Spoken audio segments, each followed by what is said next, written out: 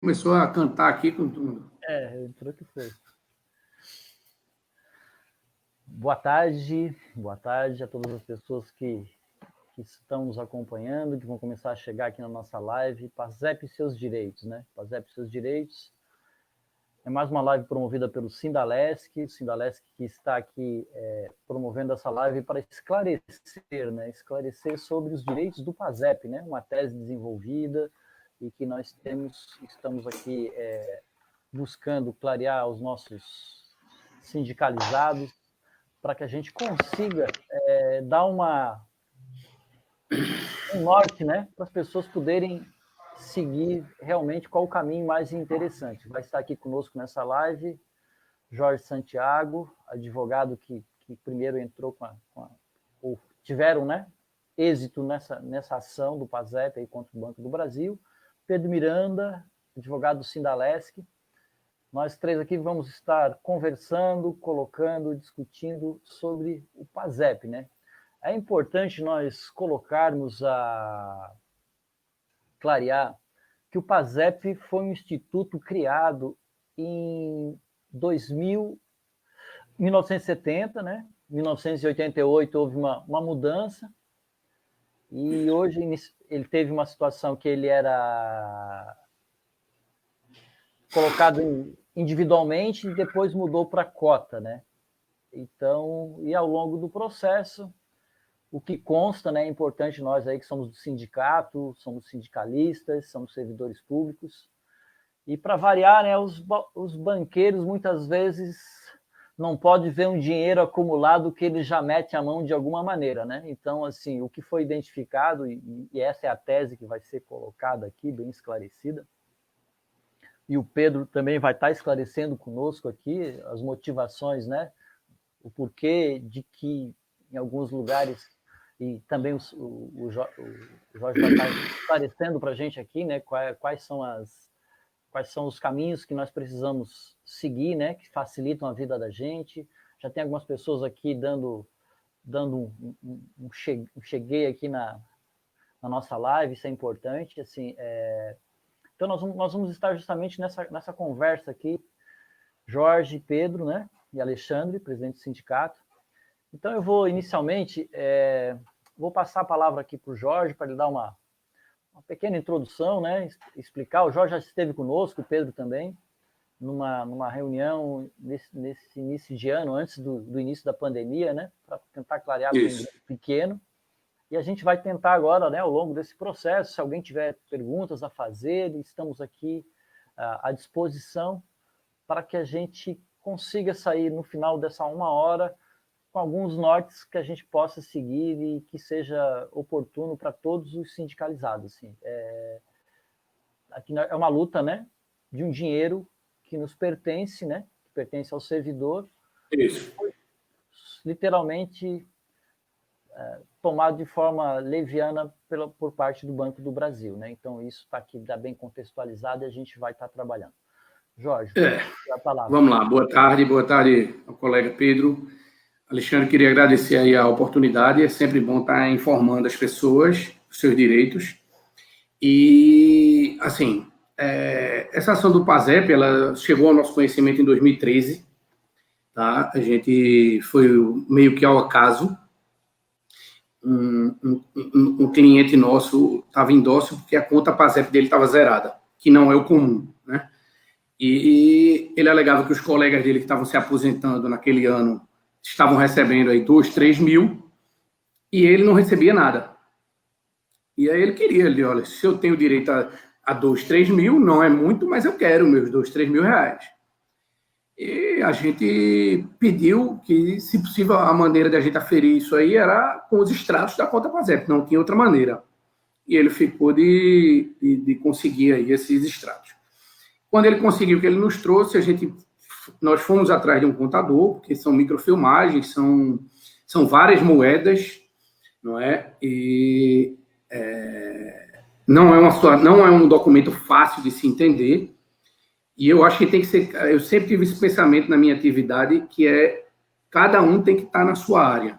Eu não gosto de me meter na área de ninguém. Então, era uma situação mais voltada para a contabilidade, fomos atrás de um contador. Tá? Não foi simples, mas encontramos um contador que se dispôs a perder tempo ali analisando aquela documentação. E, para nossa surpresa, depois dele analisar essa documentação desse nosso cliente, ele chegou à conclusão que haviam sido creditados na conta daquele cliente R$118 mil. Certo? Ou seja, o saldo da conta na data da aposentadoria deveria ser R$118 mil. A gente disse, nossa primeira reação foi pedir para ele rever esse cálculo, que devia ter alguma coisa errada. E o PASEP ele não envolvia esses valores, esses numerários. Certo? E ele refez e confirmou. Óbvio, tudo atualizado, incluindo aí os juros moratórios, mas existia uma dissonância entre o valor creditado e o saldo disponibilizado pelo banco. O que se suspeita é que, obviamente, um numerário que fica numa conta pública por 30 anos, 35, 40 anos, não é à toa. O banco ele não vai fazer isso de graça. Ele vai utilizar esse dinheiro emprestado, né? Ele vai utilizar isso em outras movimentações e devolver. Era pelo menos o que deveria acontecer. Nossa primeira reação foi saber se por acaso aquilo ali não era um erro e era só pontual daquele cliente. Pedimos os dos colegas dele, os colegas nos trouxeram, e nós verificamos que era praticamente generalizado. A partir daí, passamos a fazer contatos e solicitar que servidores daquele que se enquadravam ali naquela situação solicitassem seus extratos, e fomos vendo que, na verdade, era generalizado. Tá? E havia uma dissonância de fato entre o valor creditado e o valor disponibilizado. Certo? Então, passamos a ingressar com as ações. Inicialmente, nós incluímos a União, tá? Para que a União participasse dali, de informasse, mas depois fomos vendo que não era uma estratégia inteligente, simplesmente porque a União fazia parte dela. Né? A União cumpria com a parte dela na lei. E o banco, que era administrador do benefício por delegação legal, ao contrário, não fazia. Então, era, na verdade, uma má administração. Ocorria uma má administração do benefício. Certo? Então, é bom, o primeiro ponto para se frisar é que existem outros tipos de ações envolvendo o PASEP. Tá? Existem ações envolvendo o PASEP que falam de atualizações, que falam de expurgos. Certo? Não é o caso dessa ação. Tá? Essa ação ela envolve um ilícito praticado na administração da conta por parte do Banco do Brasil. Hoje a gente tem mais de 2.000 processos no Brasil inteiro. A gente é advogado de alguns sindicatos, inclusive, com essa matéria, e a matéria vem se consolidando. É uma matéria nova, é uma matéria que a gente não tem conhecimento não tenho a pretensão de dizer que eu o meu escritório, fomos o inventor. Pode ser que tenha alguém que já fez isso antes, mas eu desconheço. Tá? É uma ação que vem se consolidando, vem chegando como novidade no tribunal. Ao mesmo tempo, quando as pessoas começaram a ganhar, houve aquilo que a gente estava conversando um pouquinho antes aí, enquanto não dava 16 horas, houve uma banalização. Porque, não sei se o Pedro vai concordar, a nossa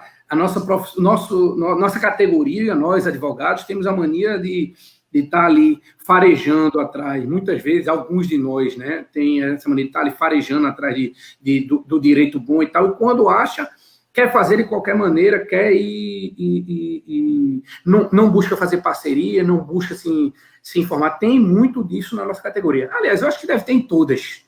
Tá? Não vou dizer que é só da advocacia, não. Mas meio que banalizou, Alexandre. Hoje a gente tem muita... Até eu queria fazer um parênteses, né? Isso eu queria colocar que realmente uma das coisas que eu estava falando offline, o Pedro não tinha chego, uma das coisas que me chamou a atenção foi a forma como o Pedro conduziu aquela reunião. Ele participou e depois foi atrás de algumas informações e tal, e mostrou que não, olha, né? Usou uma palavra ali, como é que jurismetria, isso? Jurimetria? Jurisprudência. Não, aquele negócio que faz a medida onde é que... Jurimetria. Jurimetria. Então, assim, eu vejo assim que isso foi mais um ponto positivo do Pedro, que já advoga para a gente há quase 3 anos, e eu acompanhei a fala dele, e aí percebi que ele é uma pessoa que realmente está preocupada com o resultado, mas que não necessariamente seja apenas o resultado dele, né?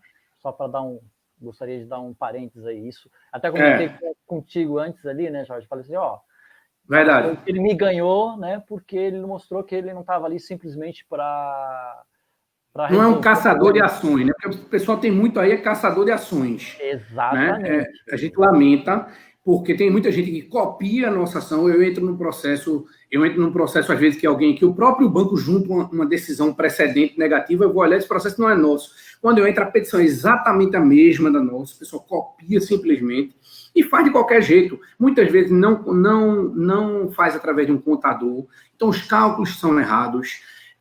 Teve outro dia que um colega nosso que entrou, o cliente nem PASEP tinha, o camarada entrou em 91 no serviço público, ele nem PASEP tinha. Então veja que isso é muito negativo, né? É muito negativo para o nosso trabalho, porque começa a chegar no judiciário um volume muito grande de ações, que é o que tem hoje, e o judiciário começa a julgar de qualquer maneira. Tá? Não, isso aqui é tudo igual, vou botar tudo no mesmo saco e julgar igual. Então, a gente tem enfrentado muito isso na primeira instância, que é julgar tudo igual e temos tido muita improcedência no primeiro grau por conta disso. É aquela coisa assim, não, regra de experiência, é assim que funciona, tem um volume muito grande de ações e a discussão praticamente se resume à inversão do ônus da prova ou não. Então, a gente tem enfrentado aí algumas dificuldades no primeiro grau, principalmente, com relação a isso, porque tem que ser julgado a toque de caixa e o entendimento tem sido que não se deve, em regra, inverter o ônus da prova, do entendimento do qual eu não me filio e discordo frontalmente, né? Porque eu não vejo qualquer sentido em se eximir da prova a empresa que um banco bicentenário que administrou o fundo por 35 anos e empurrar, né, transferir essa prova exclusivamente para um aposentado, não é verdade? Um servidor que não teve acesso a absolutamente nada no decorrer do contrato, né, do benefício, para esse sentido. Mas, graças a Deus, temos conseguido reverter essas decisões de segundo grau e tem se pacificado aí o entendimento de que deve-se inverter o ônus da prova nesse tipo de processo. Até gostaria de clarear aqui, né? Primeiro que nós já tivemos aqui 41 pessoas que estão nos acompanhando, então isso é bem importante, as pessoas estão interessadas, estão acompanhando aqui conosco, é bem importante, né? Até para fazer um contraponto aqui, para a gente fazer um bate-bola, quando o grande sucesso, né, das pessoas despertarem para essa ação, e a gente está aqui para esclarecer, né, também, tanto a administração anterior da diretoria, que eu estava presente também, né, e que nós fomos procurados e tal, e aí no primeiro momento a gente trabalhou ali, o Pedro fez umas análises, entendeu que parecia que não tinha assim tão relevante. No final, uma das nossas colegas, que eu não tenho aqui procuração para estar falando em nome dela, mas teve êxito numa ação, né, Jorge? E aí dali as pessoas despertaram. O Pedro depois, posteriormente, também foi aprofundar, né, um pouco essa situação e aí chegou a algumas conclusões, né, Pedro? Que eu gostaria que tu desse uma falada aqui para a gente, sobre quais algumas conclusões que chegou aqui depois daquela nossa reunião, que foi feito o levantamento da papelada aqui, e aí vamos usar essa palavra da jurimetria, né? Uma palavra que eu achei muito bonita, não tinha ouvido essa palavra ainda, eu que não sou da área do direito, né? Então, mas tenho vivido bastante esses momentos, porque a gente, como está sendo atacado, nós servidores públicos, né? Estamos sempre tirando nossos direitos, então a gente é obrigado a aprender um pouco sobre direito. Então, Pedro, eu gostaria de dar uma clareada sobre, daquela reunião última que houve até os dias atuais, quais informações que tu nos traz para clarear o porquê que a gente entendeu, né, que o caminho melhor não é o Santa Catarina para a gente trabalhar essa ação. Pedro, contigo. Boa tarde, Alexandre. Boa tarde, Jorge, doutor Jorge. Boa tarde a todos que estão nos assistindo. Uma satisfação estar de novo aqui em outra live do sindicato para a gente tentar esclarecer alguns direitos aí dos nossos associados e dos aposentados, enfim, essa em especial a ação do PASEP. Antes de a gente conversar, e aqui eu acho que a ideia é a gente esclarecer algumas dúvidas e na verdade, também, de uma maneira, estender aquilo que foi feito naquela reunião lá na Assembleia, no plenarinho, né? Muita gente não pôde ir, hoje a pandemia está todo mundo mais fácil hoje ter acesso à informação e também é uma maneira de o sindicato também prestar serviço para os seus associados. Eu queria só começar, doutor Jorge, como é que está a questão da competência aí da Justiça Estadual de Pernambuco? Porque a primeira coisa que salta aos olhos, e eu acho que você que está correndo, o doutor que está correndo o Brasil inteiro com essas ações e ajuizando todas na cidade, eu acho, do Recife, né, na capital, não está entrando nos estados, como é que está isso? Porque essa foi a primeira questão, né? Porque a gente tem um caso que a gente teve um case aqui em Santa Catarina, né, de uma servidora, que agora não me recordo o nome, que foi um processo que a gente estudou, e foi a partir desse processo que a gente começou os nossos estudos aqui para chegar a uma conclusão, enfim. E a primeira coisa é isso, né? Alguém que reside em Santa Catarina ajuizar uma ação em Pernambuco. Então, e com êxito, inclusive, muito salutar, porque em menos de um ano ela recebeu o valor, né? Se a justiça brasileira fosse assim, a gente ficaria muito feliz, mas, né, enfim. Como é que está essa questão primeiro? Vamos por base, a questão da competência, como é que está isso? Vamos lá. Essa questão da competência é o seguinte.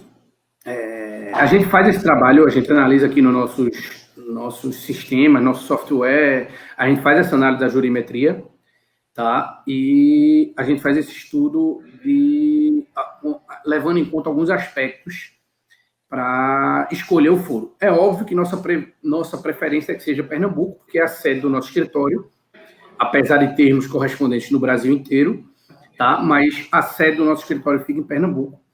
E, fora isso, a primeira, vamos dizer assim, foi a primeira comarca, vamos dizer assim, que a gente tem ciência, pelo menos, que tratou dessa matéria e que hoje, apesar de muita decisão de primeiro grau, como eu vinha falando, muita decisão negativa no primeiro grau, hoje, no segundo grau, tem um entendimento praticamente unificado, né? Hoje, das 6 câmaras cíveis, nós temos 5 com entendimento favorável ao PASEP, né? Inversão do ônus da prova, risco da atividade para o banco, responsabilidade objetiva do banco, tá? Então, das 6, nós temos 5. Então, é muito interessante, isso já ajuda um bocado.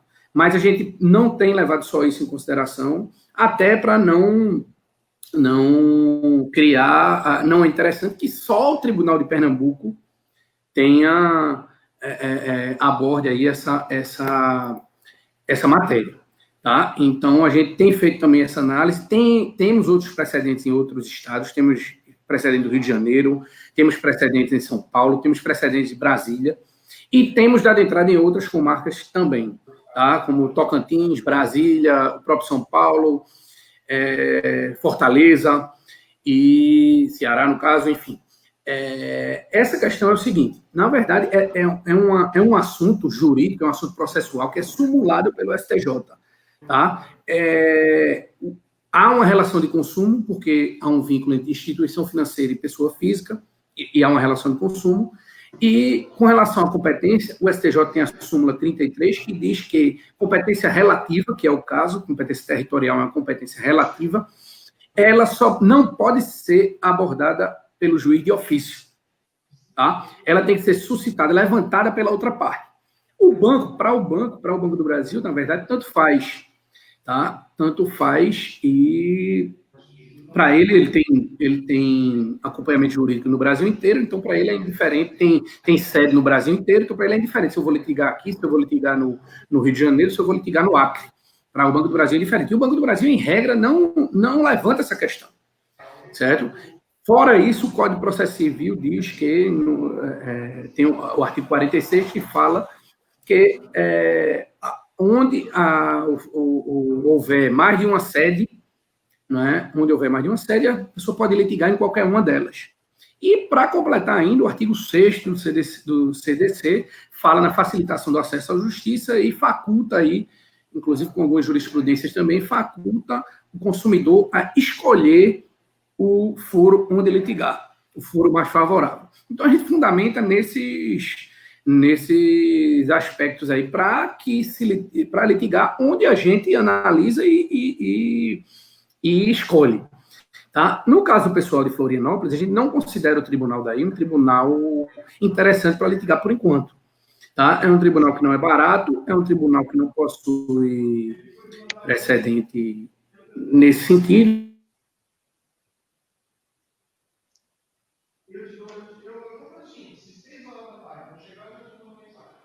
Travou?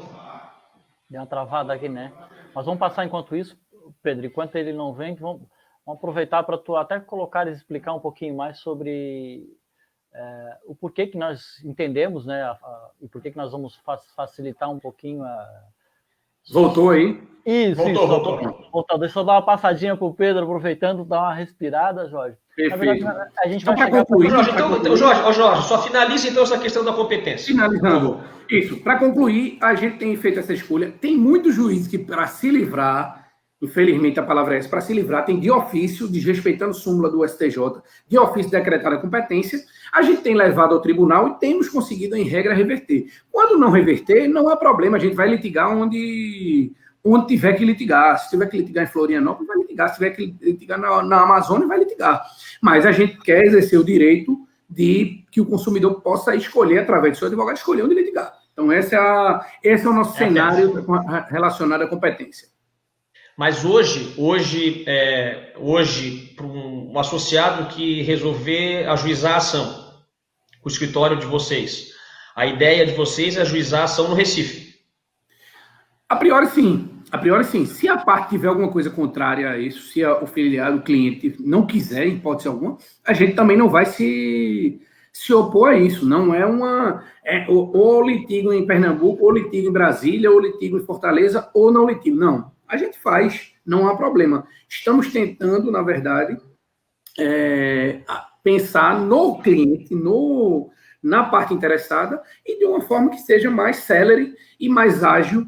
Como você falou, aquela ação da Ana Maria Maia Ramos foi uma ação que foi de 1 ano, mas teve uma peculiaridade que foi uma perda de prazo. Tá? O banco perdeu o prazo e transitou em julgado em primeira instância. Não é a regra.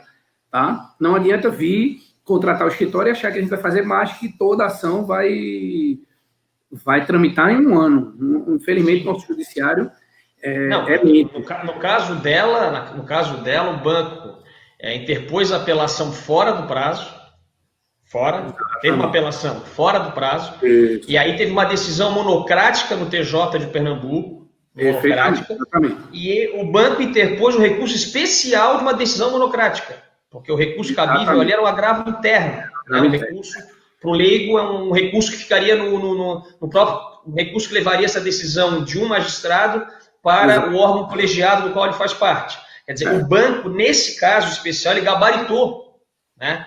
E por isso eu falei aquele dia, repito agora, não é um modelo de atuação de defesa. Inclusive, é um exemplo contrário à atuação da advocacia com carinho, né? E por esse motivo que é um caso diferente, vamos dizer assim, eu imagino, porque nesse universo de 2.000 ações que vocês ajuizaram, é isso?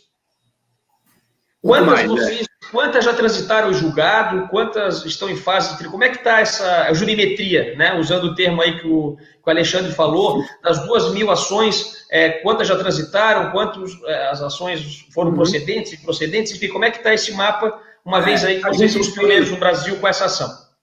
Isso, a gente tem aí dessas 2.000, de 2 anos para cá, é a esmagadora maioria delas, tá? De 2 anos, 2 anos e meio para cá é a esmagadora maioria delas, tá? Então, são ações, a gente que milita sabe, são ações relativamente, entre aspas, recentes, né? Para quem não é do meio, é estranho dizer que 2 anos é uma ação recente, mas né? Então, são ações relativamente recentes. Eu diria que dessas 2.000, desse pouco mais de 2.000, a gente tem de 15% a 20% transitado em julgado, tá? Por aí, transitado em julgado. Tá? Encerrado, de fato, encerrado já com a parte recebendo o seu dinheiro e tal, eu diria que é algo em torno de 10%, certo? Disso aí. E agora a gente tem um bocado recentemente julgado que vai para o STJ. O lado bom é que o banco tem recorrido para o STJ só batendo na questão da ilegitimidade, porque eu acho que é difícil a vida deles para arrumar uma matéria para o STJ ali, mas batem na ilegitimidade. A ilegitimidade já existe, inclusive, processos nossos de conflito de competência, na época que juiz de primeiro grau mandava para a Justiça Federal. Né? E quando eles mandavam, chegava no juiz federal, o juiz federal já levava para o STJ o conflito de competência. Sim. E nós temos processos nossos, uns 3 ou 4 processos nossos que chegaram ao STJ conflito de competência, e o STJ é uniforme, entendimento pacificado de que é da Justiça Estadual esse tipo de caso. Né? A fixação da competência na Justiça Estadual é o que comprova a legitimidade do banco para estar no polo passivo. Perfeitamente. O banco ele tenta induzir em erro o judiciário e vinha conseguindo algumas decisões, alegando que juntando jurisprudência de correção, expurgos e de PIS/PASEP que envolve a Caixa Econômica, tá? Então eles induziam em erro, traziam a jurisprudência lá de PIS/PASEP, que é com a Caixa Econômica, que dizia que é a competência da Justiça Federal, e os juízes de vez por outra mandavam para a Justiça Federal, mas hoje é pacificado. Então, o cenário é extremamente positivo, porque praticamente todos os casos, quando se chega na segunda instância e se tem uma decisão positiva em segunda instância, praticamente eu diria que no popular que é prego batido ponta virada, porque vai se discutir legitimidade do banco no STJ. Tá? Então, o cenário é muito bom. A gente não tem hoje nenhuma decisão de segundo grau de improcedência. Tá? Não existe nenhuma ação dessa, do nosso conhecimento, do nosso escritório, transitada em julgado de improcedência. Temos vários de primeiro grau, são 68 várias aqui em Pernambuco, fora os processos dos outros estados. Então, temos várias decisões de primeiro grau, a gente tem recorrido e tem conseguido reformar. Atualmente, a gente está conseguindo, pelo menos, anular sentenças. Recentemente, houve uma série de sentenças anuladas sob alegação de cerceamento de defesa e recusa de instrução processual. O juiz manda voltar e manda instruir o processo, manda realizar pelo menos perícia. Né? Sim. Então, como é que estão as perícias? Assim, ó, e aí falando um pouco... Uma primeira coisa tem que ser dita. De fato, essa tese do PASEP é uma tese nova. Né? Se a gente for procurar a jurisprudência brasileira, as ações do PASEP, inclusive as que tramitaram na Justiça Federal, tanto do polo passivo, a Caixa Econômica, enfim, são teses que não vingaram, né? De correção equivocada, isso aí, vejam, são teses que não vingaram no Brasil, né? E era uma daquelas teses dos tais caçadores de teses, enfim. Né? Essa tese, de fato, é uma tese nova. O que me chama a atenção, Jorge, é o seguinte. A tese, o que está na petição inicial, não revela, a meu ver, né? E aí, respondendo o que o Alexandre perguntou, o que foi feito com mais acuidade após aquela reunião. Na verdade, eu não sou, veja, e você falou, cada um na sua área, né? E eu não sou contador.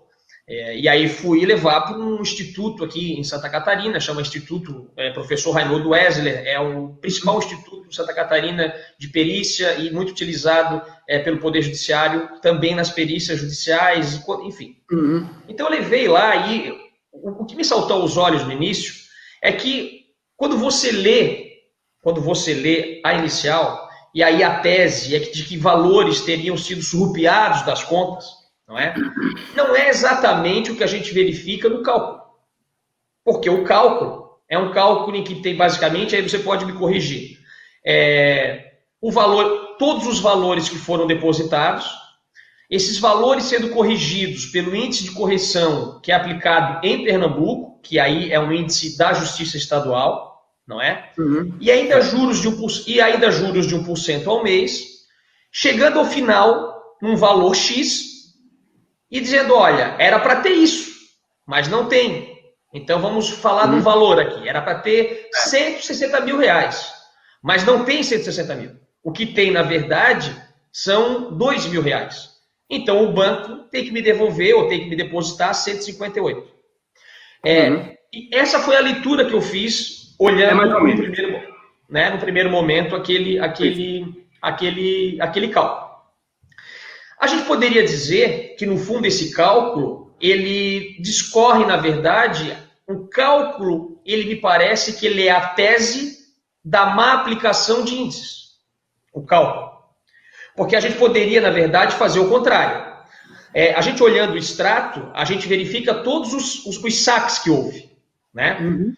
O contador ele poderia pegar todos esses saques que aconteceram, os saques e não os depósitos, e fazer uma atualização. Mas não é isso que o cálculo faz. Né? O cálculo faz simplesmente o seguinte: olha, esses valores entraram, eu estou aplicando aqui esse índice, estou aplicando aqui essa taxa de juros, então o valor era para ser X. E aí me parece que não há um casamento, Jorge, entre a tese e o cálculo. E é por isso que eu falei para o Alexandre, que é o nosso presidente hoje, para o Diego antes, olha, isso aqui em Santa Catarina não vai colar. Porque a contadoria aqui, de cara, vai bater o olho e vai dizer não. Né? Por isso que eu estou perguntando isso.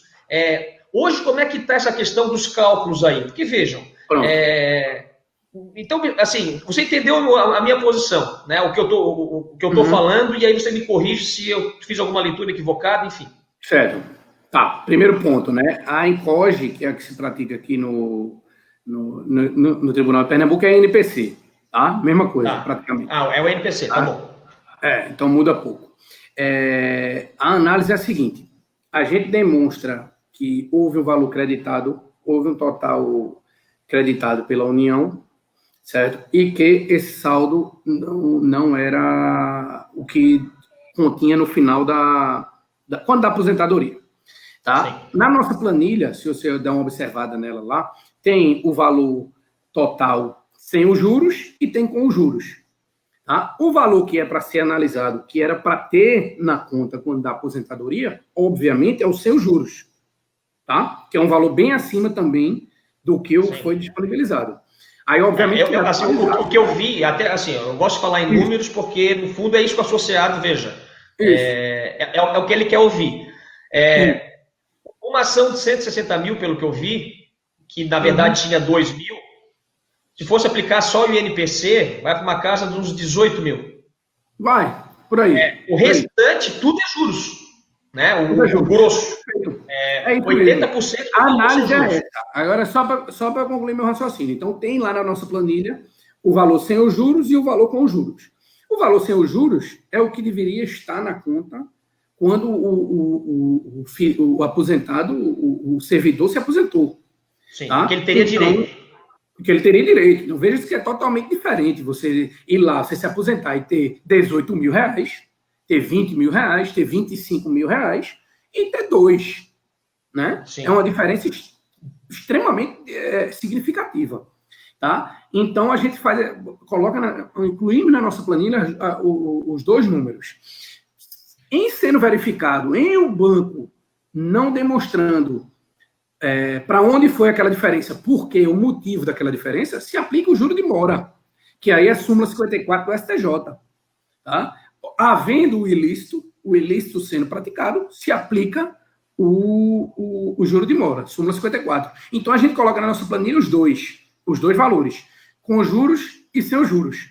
Sem juros é o que deveria estar, certo? Com juros se o que deveria estar não estava, partindo do pressuposto da ocorrência da ilicitude. Com relação às perícias, a gente hoje faz questão de que sejam realizadas, certo? A gente gosta que sejam realizadas perícias hoje em dia, por dois motivos. Para que se evite essas decisões superficiais que estão acontecendo, tá? Que é lamentável, realmente. Eu sei que o judiciário está abarrotado, mas o contribuinte o contribuinte ali do judiciário não quer saber disso. Ele quer que o processo dele seja analisado. E está pagando, né? E está pagando, muitas vezes está pagando. Aí para dar o gancho para você, qual é o argumento que os juízes de primeiro grau estão utilizando para julgar improcedentes? Qual é o argumento? Eu vou chegar nesse argumento. Esse argumento, na minha visão, com todo o respeito, todas as vênias, certo? É um argumento que, desculpa, mas beira o ridículo. Tá? Mas vamos lá. Aí o perito, por que a gente gosta de que seja realizada a perícia? Porque evita essa decisão superficial e se chega no tribunal um processo muito mais redondo, vamos dizer assim, para ser julgado, processo com perícia. O segundo motivo é que as perícias que a gente tem no nosso processo são extremamente interessantes. A alegação do banco é que todos os valores eram creditados em folha de pagamento do servidor. E a gente tem uma perícia que hoje eu chamo de a perícia modelo, que é uma perícia onde o banco pede que se sejam apresentadas as folhas de pagamento. O juiz manda oficiar o órgão empregador da parte. E o órgão empregador junta todas as folhas de pagamento. Então, veja, a gente tem os extratos lá, onde a gente demonstra que foi creditado X, mas não tinha X. O banco alega que não tinha X porque a diferença foi paga em folha de pagamento. As folhas de pagamento são anexadas aos autos e se chama um perito do juiz, eu estou explicando para o pessoal que é leigo, né? E se chama um perito do juiz, um perito idôneo, imparcial, que é do juiz, nomeado pelo juiz, para analisar tanto os extratos quanto as folhas de pagamento. E, se chegar numa conclusão, ver quem está certo e quem está errado. Conclusão do perito nesse processo da perícia modelo. Existe R$132 mil que não foi para canto nenhum, que entrou na conta e não foi para canto nenhum. Certo? Então, como é que eu vou achar ruim quando se realizar a perícia? Eu acho ótimo. Certo? Eu acho ótimo. Eu só não peço em todos os processos já na inicial, porque muitas vezes pode ficar pesado para o cliente. Ele já paga, se não for justiça gratuita, ele vai pagar custas, ele vai pagar o honorário do perito sozinho, porque vai ter sido ele que requereu.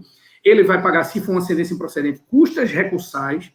Então, eu não peço em todas as minhas iniciais pensando no meu cliente. Mas, por mim, todos os meus processos teriam perícia. Tá? Mas não, então, vamos lá. Então, hoje hoje as ações não estão sendo ajuizadas com o valor certo? Estão sendo ajuizadas com o valor certo. Eu pego todas as microfilmagens e envio para o nosso perito, que a gente tem contratado hoje, exclusivo do escritório. Tá? Ele planilha tudo e a gente dá entrada no valor liquidado, a planilhazinha discriminada, com valor com juros e valor sem juros. Certo? Tá. E agora, qual o valor da causa? Qual o valor da causa que está sendo dado? O valor da causa com juros? Valor da causa, eu estou, hoje em dia, optando, dependendo do caso, se for um valor muito alto, também para não sobrecarregar tanto o cliente, eu estou excluindo do valor da causa os juros e incluindo os juros no pedido.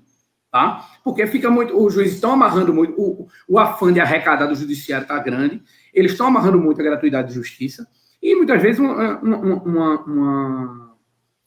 processo que é de R$300 mil, né? Por mais que a pessoa ganhe bem, a pessoa vai pagar aqui no Tribunal de Pernambuco, por exemplo, vai pagar 6 mil de custas.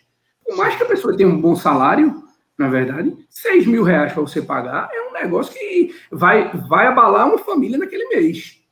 Tá? Mas a minha preocupação com o associado não é nem a questão das custas iniciais. A minha preocupação é que numa eventual improcedência do pedido, a sucumbência sobre 300 mil vai ficar no mínimo na casa dos 30 mil reais. Né?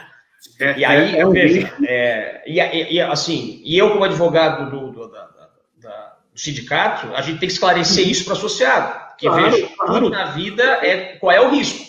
Né? Então, o que você está me dizendo é o seguinte, dependendo do valor, as partes estão optando em ajuizar uma ação. Tem algumas que vocês pedem só o valor da correção sem os juros? Não, ou não? Na verdade, a gente... Veja, dá o valor da causa, atribuir o valor da causa sem os juros e pedir os juros, o banco vai impugnar o valor da causa, né? Porque a gente sabe que não está correto. Como advogado, ok, a gente vai tentar, porque a gente quer o melhor para o nosso cliente. Né? Claro. Veja, tem 2 pontos aí, né? O banco atentar, ou o juiz ser técnico o suficiente para analisar isso aí e determinar a complementação das custas. Bom, paciência. Se isso acontecer, vai ser recolhido as custas sobre o valor e aí ou vai se recorrer para o tribunal a respeito da gratuidade de justiça, né? A gente tem conseguido também, alguns clientes nossos que a gente sabe que não tem condição, a gente tem recorrido, temos conseguido reverter isso, porque não precisa ser pobre na forma da lei para ser beneficiário da justiça gratuita. A lei não fala isso. Okay. Apesar de Mas você falava do questão da perícia e tal. Qual é o argumento que eles têm utilizado, os magistrados, que estão julgando pela improcedência no primeiro grau? Vamos lá. Qual é o argumento? É isso que me chateia. É baseado na perícia ou teve já sentença de procedência só pela tese? Não, temos sentença de procedência baseada em perícia. Acho que tem perícia, certo? Tiver perícia for favorável, o juiz segue a perícia. Não tem para onde.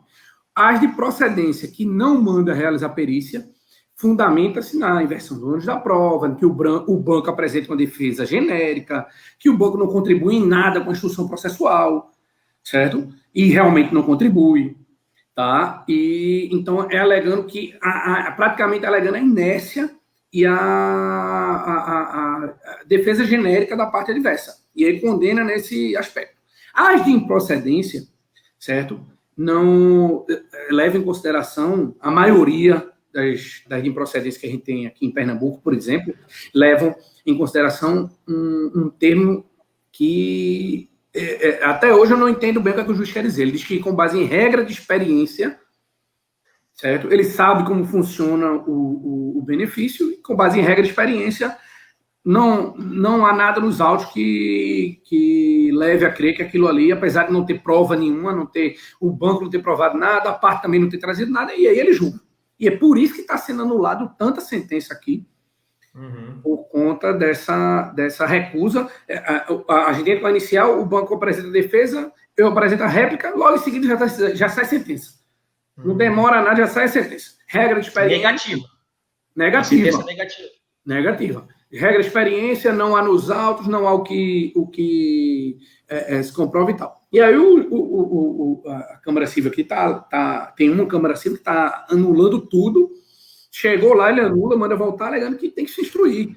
Aí determina, no acordo, ele inclusive diz, intime-se o banco para apresentar os comprovantes de crédito, é simples, já que ele diz que pagou, o banco diz que pagou. Uma parte diz que pagou, eu devo a Alexandre. Alexandre diz que eu não devo a ele. Eu digo que eu paguei. Ele diz que não recebeu. Eu que tenho que provar que paguei, o Alexandre que não recebeu, que está dizendo que não recebeu, que vai ter que pagar. Então, a gente, inclusive, fundamenta com base nisso, fundamenta com relação à jurisprudência do STJ, que diz que casos envolvendo instituição financeira e pessoa física se inverte o ônus da prova. Certo? E principalmente num caso desse, onde a alegação é de que um diz que pagou, outro diz que não recebeu, a prova positiva é do banco. Eu provar que não recebi, isso se configura um termozinho jurídico que é prova diabólica. Isso é prova diabólica.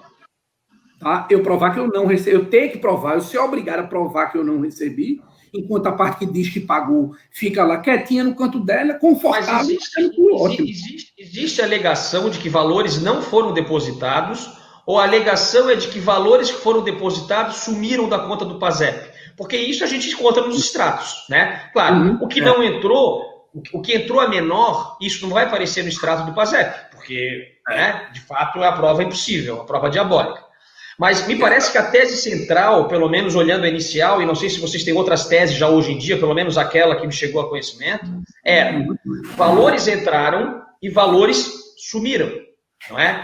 E aí, naquele caso concreto da Ana Maria, o banco não fez defesa nenhuma e ficou assim, e transitou, enfim. Mas a gente já viu, aí, bom, eu fui pesquisar, inclusive tem uma ação civil pública, eu acho que no Distrito Federal, enfim, uma ação que eu acho que envolve, inclusive, os servidores do Senado da República, só que eles acabaram entrando na Justiça Federal de forma equivocada, né? Enfim. Mas lá naquele caso concreto, lá o Banco do Brasil fez uma contestação de verdade, que não foi o caso, pelo menos no processo que eu vi, no Pernambuco, eles demonstram, ou eles alegam, que esses valores que saíam do PASEP, eles eram, na verdade, depositados na conta do servidor. Sim, não é? Na conta...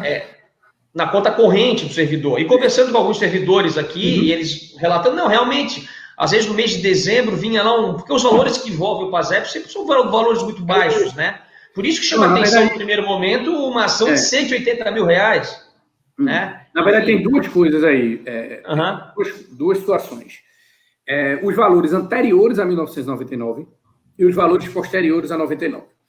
A partir de 99, o sistema do banco se modernizou, tanto é que não existe, deixou de ser microfilmagem e virou um extrato que lembra um extrato bancário normal, comum de hoje em dia. Antes de 1999, provavelmente com um sistema mais rudimentar, tá? Existem diversas saídas da conta e não consta nenhum destino, não há nada lá. Tem inclusive um campo AG, que eu suponho que seja agência, e ele é em branco, certo? E ele fica em branco. A partir de 99, com a modernização do sistema, o banco passou a acreditar meros rendimentos. A partir de 99, o banco passou a acreditar alguns rendimentos nas contas dos servidores, certo? Esses rendimentos, obviamente, proporcionais ao saldo já, na nossa visão, completamente devastado. Tá? Por isso são valores ínfimos, valores completamente irrisórios. Tem R$5 de compensação e tal. Tá? E muitas vezes o banco e algumas sentenças superficiais fundamentam nisso aí. Eles pegam ali aquele trechinho de 99 para frente e mostram, tá aqui, foi pago na conta do cara. Ora, não é aquilo que a gente tá alegando. Aquilo ali é manipular ou analisar superficialmente o caso. Tá? A gente está alegando outra coisa. A gente está demonstrando o que foi creditado e demonstrando que o saldo final não condiz com o que foi creditado. Em suma, a grosso modo, esse é o cerne da questão. Então, as sentenças de improcedência... Ou seja, ainda que tenha sido creditado na conta do servidor, esse valor já tinha sido distorcido. É isso? Já tinha. E tem alguns servidores que nem os rendimentos recebem. Tá? Nem rendimentos recebem. Então, alguns servidores, se verifica esse pagamento desse valor irrisório, a partir de 99, com a modernização do sistema, o banco e algumas sentenças querem pegar aquele trechinho ali, recortar e colocar que foi pago, mas não foi, não é aquilo ali. E eu reitero o que você disse, o PASEP, em regra, não é para ser valores, não é para existir valores exorbitantes, 500 mil reais, não é. O PASEP são valores pequenos, mas são valores pequenos, depositados anualmente, durante 35, 40 anos e atualizados. Então, também não foge a lógica que 40 anos de depósito em conta, esses valores sendo atualizados, o camarada vai se aposentar e tenha lá R$2.000. Não precisa ser nenhum matemático para isso. Jorge, tem outro... Jorge, Alexandre, perdão. Isso. Não, até porque eu fui atrás para saber o que era o PASEP, né? O PASEP é lá, Programa de Formação do Patrimônio do Servidor Público. Exatamente. Até o nome fala de uma maneira estranha, coisa que tu recebe R$500, R$700. Como é que tu monta um programa que tu chama de Programa de Formação de Patrimônio do Servidor Público? E tu, no final dos 40 anos dele, dos 30 e poucos anos dele, tu entrega para ele R$1.000. Então, não formou patrimônio, né? Então, daí seria um programa... Exatamente.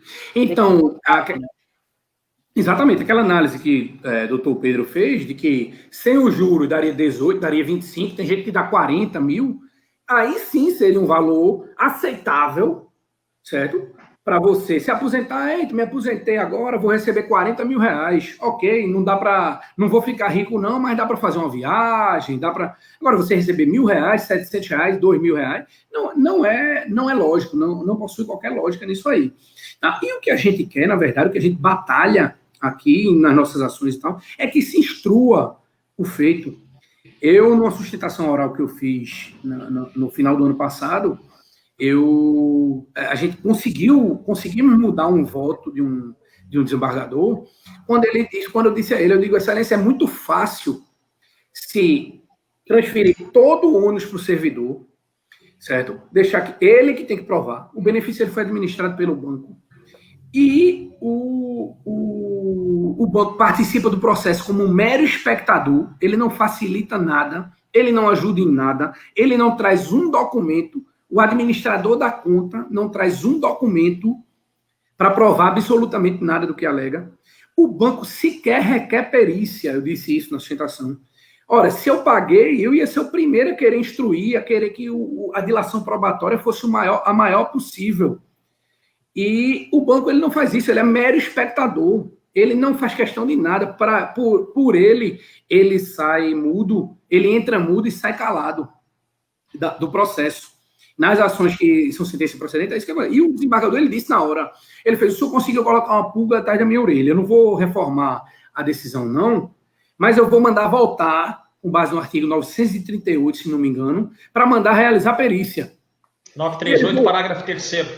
Perfeitamente, exatamente. Ele mandou voltar com base no 938, a gente mudou esse voto, comemoramos bastante, porque provavelmente ia ser já tinha 1-0 nessa sessão, era a segunda, um pediu vista, então era a segunda com a composição integral, e a gente conseguiu colocar essa pulga atrás da orelha e voltou o processo. Hoje em dia, Pedro, Pedro e Alexandre, a gente tem, além de perícias, certo? A gente tem o nosso aparato probatório é muito interessante e vai só aumentando. A gente teve acesso, a gente pesquisou e teve acesso a um parecer da Controladoria Geral da União. Tá? Depois eu posso disponibilizar para vocês isso aí. Esse parecer é extremamente interessante. A Controladoria Geral da União, ciente aí dessa ação, foi analisar, certo? Esse processo, esse caso, foi analisar e deu um parecer informando que os extratos eles são pouco esclarecedores, certo? Os extratos eles são pouco esclarecedores, carecem de informações que possibilitem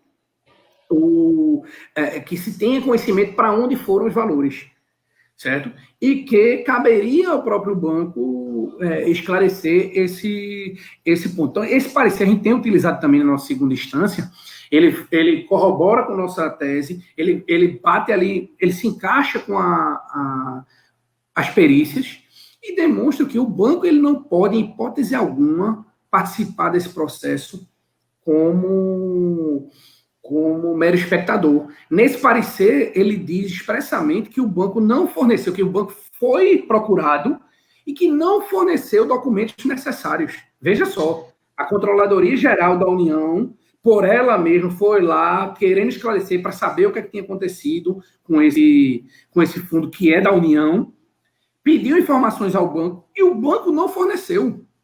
Para você ver como é nebulosa,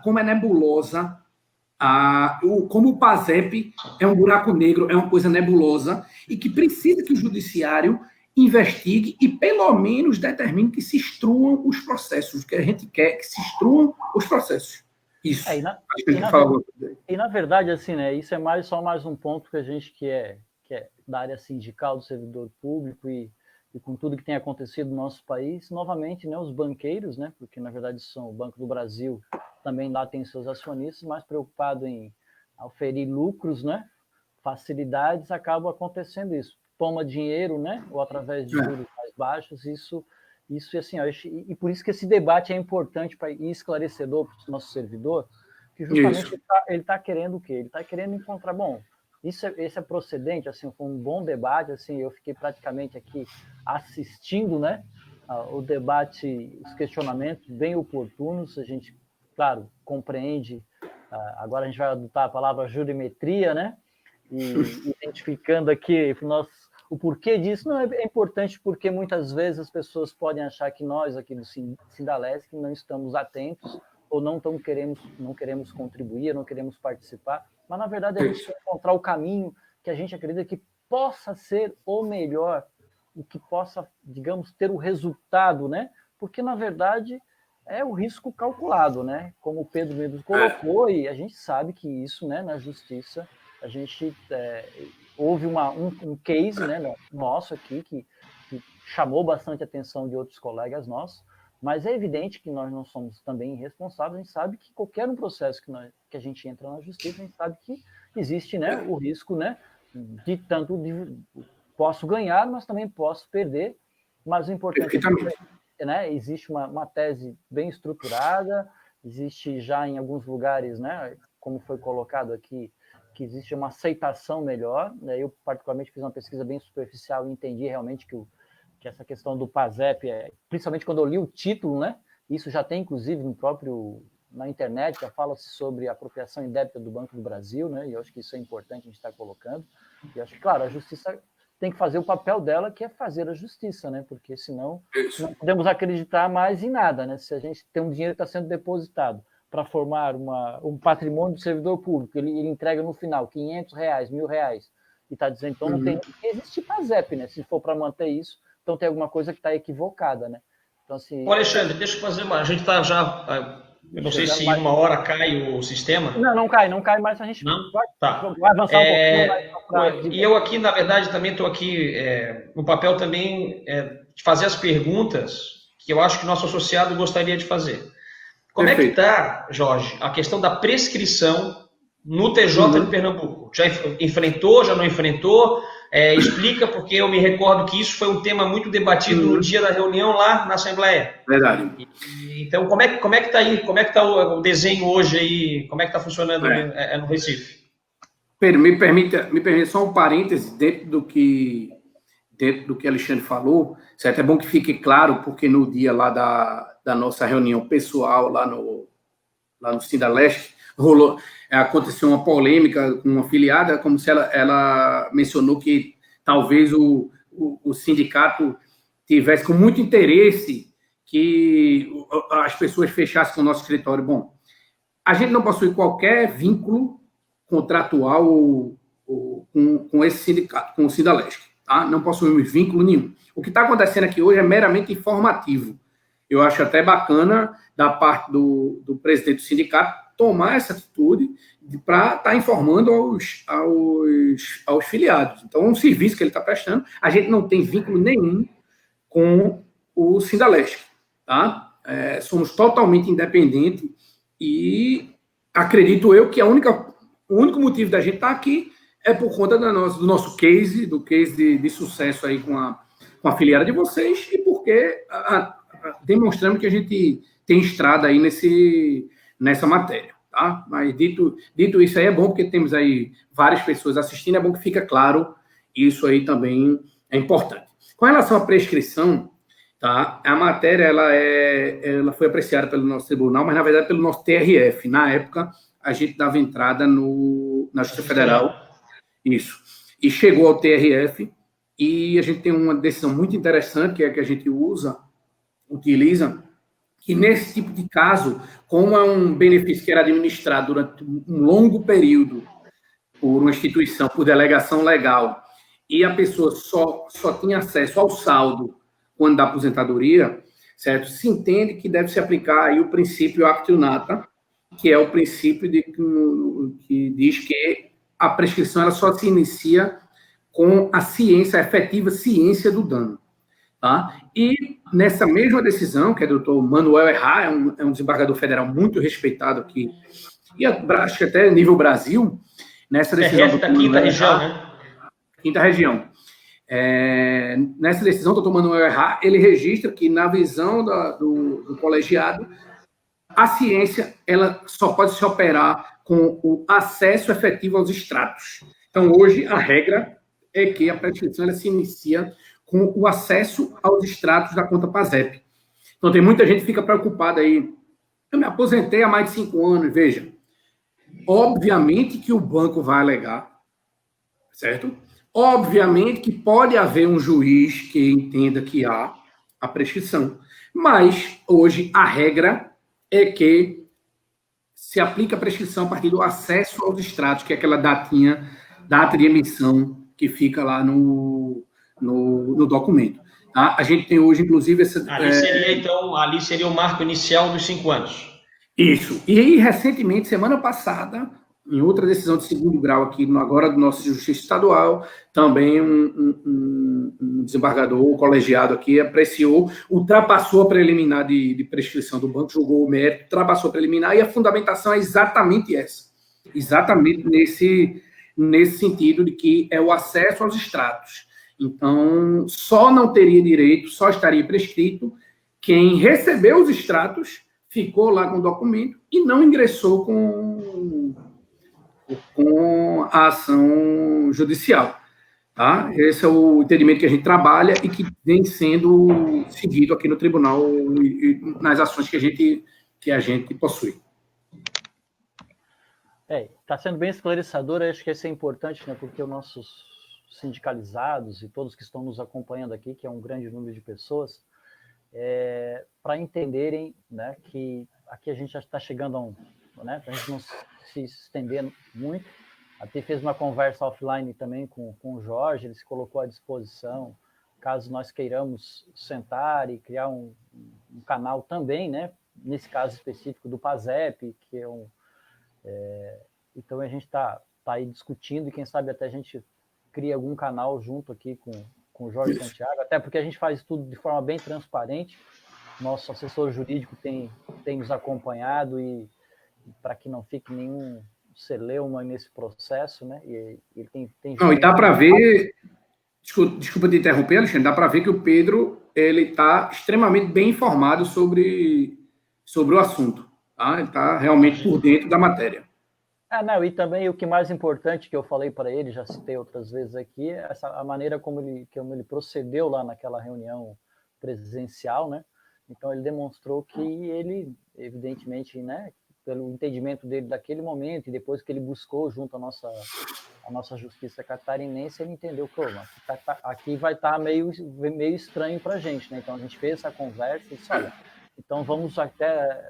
Essa conversa foi amadurecendo, assim, vamos, o mais certo é vamos conversar com quem teve êxito. Veja, né, assim, vamos lá, o Dr. Jorge disse que não tem nenhum vínculo com o sindicato, enfim. Eu adoraria patrocinar essas ações em Santa Catarina, não é? Todos nós, eu sou advogado, eu vivo de honorários advocatícios, né? Claro.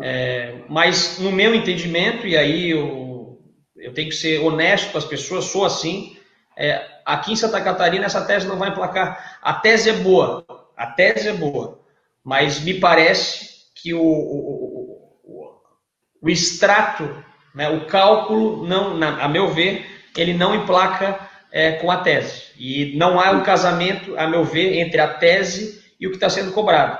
Mas aí a gente tem um case, não é? E aí a questão do risco, enfim. Em Pernambuco, muita gente já ganhou. Então, e veja que são várias as nuances, temos aí muitas variáveis. O Banco do Brasil, muitas vezes, ele acaba perdendo o prazo, o Banco do Brasil, muitas vezes, não apresenta nada, muitas vezes o juiz inverte o ônus da prova, e aí, ao inverter o ônus da prova, o que a gente colocou na inicial vai prevalecer, o Banco do Brasil erra o recurso e por aí vai, né? Então, existe o risco de quem for ajuizar a ação. Eu acho que isso que é o nosso papel de informar, porque hoje aqui estou muito mais como, vamos dizer assim, provocando o Dr. Jorge para ele explicar e para a gente entender o que está acontecendo, especialmente no estado de Pernambuco.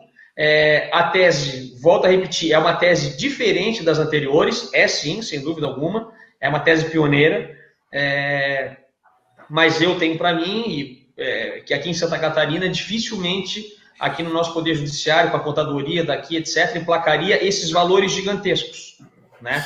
Acho que há equívoco ali, me parece, isso aí são valores que saíram mesmo mas me parece que são valores bem menores daqueles pleiteados, e para o associado que optar pelo ajuizamento da ação, isso que só que tem que ficar claro, não é? Que quando você pede 160 mil e você ganha 8, 10 ou 20, aquele valor que você perdeu vai incidir ali o 10%, ou seja, a parte pode ter uma vitória de pirro, né? Ganha, mas não leva, ou ainda paga alguma coisa de sucumbência. É só isso, né? No mais, eu gosto de arriscar, eu arriscaria de repente.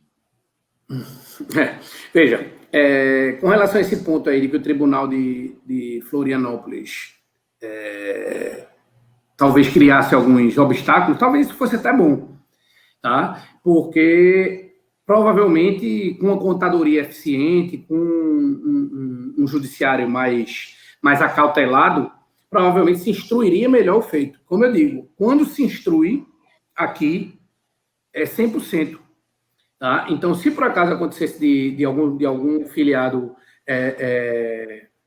ir para distribuir a ação aí em Santa Catarina, a gente já sabendo disso, você já passando a informação, a gente provavelmente vai pedir perícia. A gente provavelmente vai fazer de um tudo para que seja instruído o processo. Hoje eu considero... Vocês chegaram a ajuizar alguma coisa nos juizados especiais, não? Não. Não, né? Porque por causa da perícia. Eu sou avesso a juizado especial. Tá. Mas, assim, hoje... Eu falo por causa do risco. Hoje, na minha visão, eu considero que o momento da ação é extremamente positivo. Acho que nunca tivemos tantos documentos, tantos elementos que robustecem a tese, como perícias, certo? Várias perícias de peritos diferentes, de varas diferentes. Temos esse parecer da CGU, que é extremamente interessante, que demonstra que há nebulosidade na conta e nos extratos, que o próprio banco não se investe de esclarecer, mas é postura nossa também no nosso escritório sempre deixar bastante claro para todo mundo. A gente não tem intenção nenhuma de fechar o cliente por fechar. Ele vive contratar a gente achando que é 100% de garantia. Não é. Toda ação judicial, eu costumo muito dizer isso lá no escritório, toda ação judicial ela tem um risco. E eu complemento. Se algum advogado lhe disser que o risco é zero, corra, vá embora do escritório desse advogado. Porque ele está querendo pegar o seu dinheiro e está mentindo para você. Toda ação judicial tem um risco. Então, eu considero hoje o risco menor do que o pessoal que entrou lá em 2013, 2014, porque a gente tem muito precedente, tem precedente de vários tribunais, tem perícia, tem parecer do CGU. Então, hoje é uma tese muito mais amparada em documentação do que outrora, tá? Mas é uma ação que possui seus riscos, sim. Possui seus riscos, sim, como toda ação judicial. Tá? E se por acaso houver uma improcedência e for mantida por um tribunal, e a pessoa não for beneficiária da justiça gratuita, não é? Há um risco de uma sucumbência. Até hoje a gente não aconteceu nenhum processo de improcedência transitou em julgado, não aconteceu de ninguém ser condenado no ano sucumbencial, mas é perfeita a análise do Pedro, que tem que ser deixado claro e a pessoa tem que entrar sabendo que há um risco e, como ele mesmo colocou, eu assumiria o risco. Então, é a pessoa entrar sabendo disso e ciente de que, se não arriscar, ele não vai litigar praticamente com ninguém. Na verdade, não vai entrar, não vá para o judiciário, nem vá para praticamente lugar nenhum. Até porque, assim, a gente está indo para a reta final, até diante do que foi exposto, de tudo que foi comentado aqui, eu e o Alexandre, né, agora eu como servidor, né, e também tem o PASEP. Eu só queria esclarecer, as pessoas que estão ativas ainda, como é que isso funciona? Elas já melhoram lá o acúmulo do dinheiro ou só vão receber? Não, como é que funciona? Na verdade, muda pouco. Na verdade, a discussão que se poderia levantar é se vai poder receber ou não. Mas eu já afastaria essa discussão porque em 2018...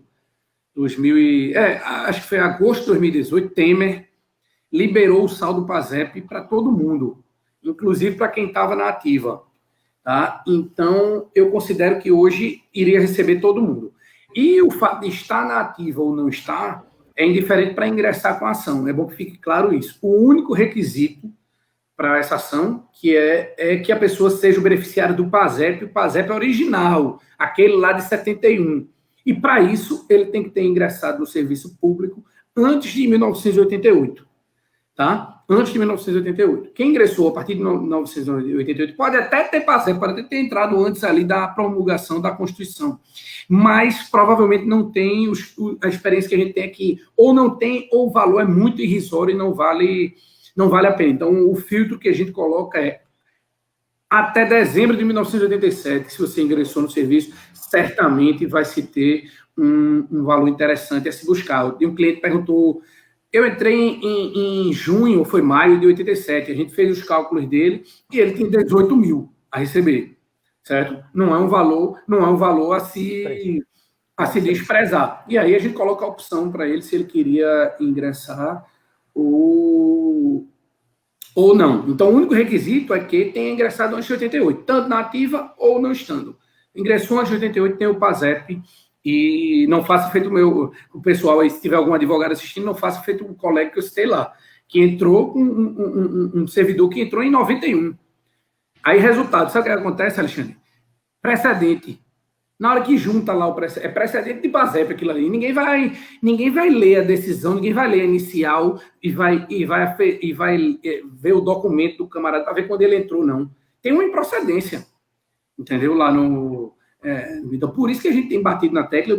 Eu tenho feito contatos com alguns advogados aqui em Pernambuco, que eu vejo que tem muita ação, porque o banco junta precedente e tal. Eu conheço esse camarada, eu conheço o sócio dele, eu faço contato e troco uma ideia, faço um bate-bola com ele, certo? Sem querer nada em troca, eu não quero cliente, eu não quero percentual, não quero nada. Eu quero só que esclareça que não incorra em erro. Peça para instruir, peça para apresentar documentação pertinente, para que a tese se firme e não se fragilize.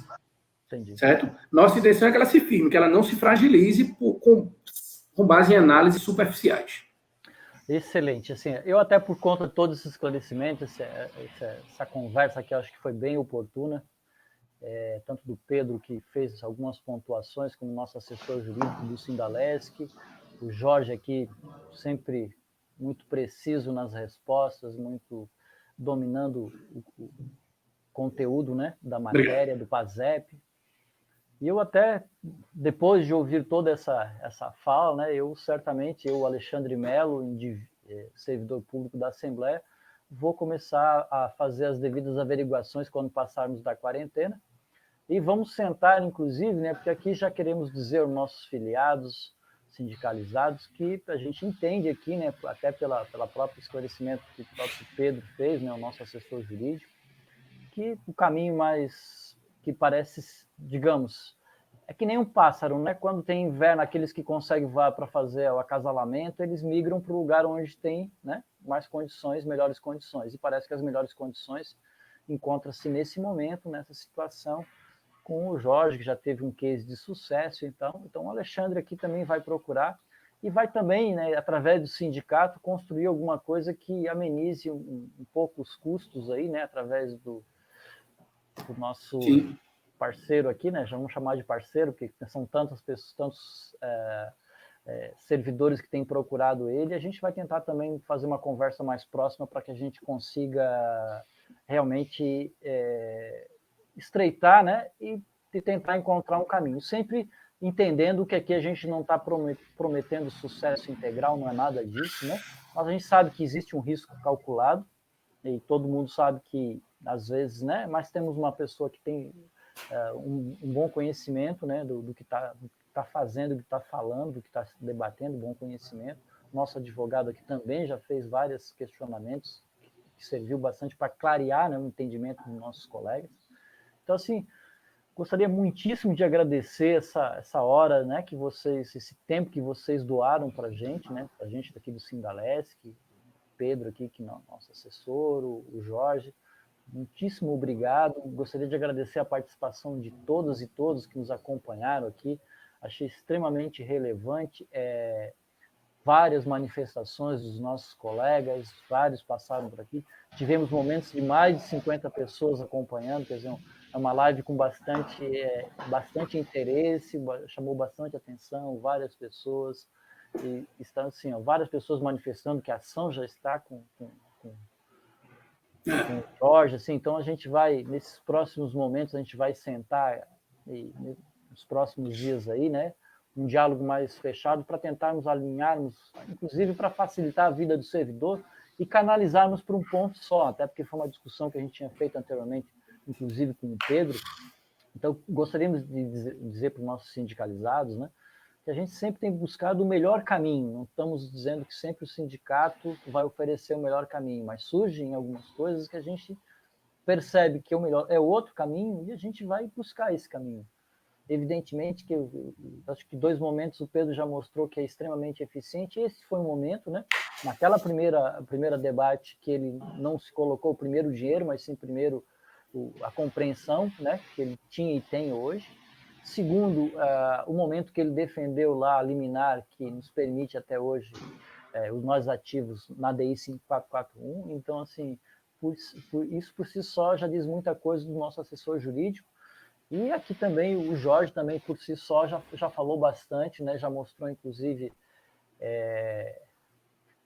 um case de sucesso, um resultado, e tem outros tantos colegas que estão entrando. Gostaria assim de agradecer a presença, né, de vocês, de todos que nos acompanharam, e dizer também, né, que isso se propale para os demais servidores públicos, não só da Assembleia, né, mas outros que queiram adentrar. Uma opção interessante, uma pessoa que conhece da matéria, que tem um caminho, né, uma tese que já está bem sólida, né? Inclusive o próprio Pedro falou uma tese nova, não é uma tese antiga do PASEP.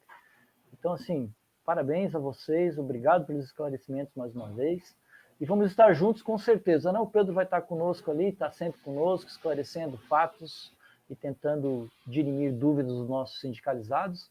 E o Jorge, acho que também vai se aproximar nesse case específico do PASEP. Assim como nós também, na questão da ADI, a gente acabou anteriormente, né, a diretoria também adotou um outro advogado para nos apoiar antes mesmo do Pedro entrar, porque isso é normal, né? A gente não pode ficar preso, mas evidentemente sempre é importante termos um assessor jurídico que faça a interlocução pela gente, né? Eu acho que isso é fundamental. Eu acho assim, e a gente está aqui para isso. No sindicato, nós estamos aqui para fazer o melhor para o nosso sindicalizado. Somos servidores e queremos os nossos direitos. Não só do PASEP, como todos que nós temos. Maravilha. Né, tentamos tirar. Osmar, Alexandre, a palavra, fiquem à vontade de dar o fechamento para vocês aí. Jorge, considerações finais. Alexandre, eu queria agradecer o convite e parabenizar, porque realmente é uma gestão diferenciada ter essa atitude aqui dessa live esclarecedora e informativa, sem nada, absolutamente nada em troca. A intenção é clara de informar o filiado. É incomum isso. Eu trabalho com vários sindicatos e afirmo que é bastante incomum.